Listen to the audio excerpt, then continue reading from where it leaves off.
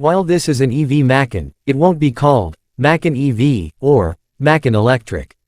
It's just called Macan, and while it is set to enter the market in early 2024, the internally combusted Macan isn't going away.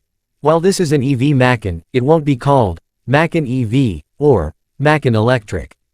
It's just called Macan, and while it is set to enter the market in early 2024, the internally combusted Macan isn't going away. Porsche is still playing its cards pretty close to its chest on this one, so we're not quite dealing with a full deck.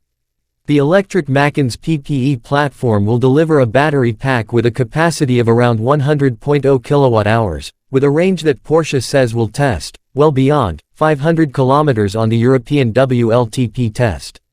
That equates to somewhere north of 310 miles of range, a significant boost over the Taycan's current maximum rating of 246 miles. However, that is on the rather more challenging EPA test cycle. With all that uncertainty, it's difficult to say what the Macan's US EPA-rated range will be, but somewhere in the 275 to 300 mile range seems reasonable. Porsche again doesn't have specific power figures available, but I was told the top-shelf turbo trim would manage around 450 kilowatts. That's just a tick over 600 horsepower. The top-shelf Macan GTS today offers 434 horsepower. That is a healthy jump, to say the least. The overall interior design is very Taycan-inspired, much like the new Cayenne, with a curved digital gauge cluster offering the same three-panel layout as the Taycan. A central touchscreen is there for navigation and other infotainment duties, including Android Auto and Apple CarPlay, while an optional passenger display looked to be on offer as well.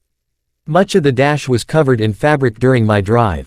Porsche, though, is debuting a new sort of user interface here, which it calls the communication light. In addition to the ambient LED lighting, the Macan features a second LED strip running across the dashboard.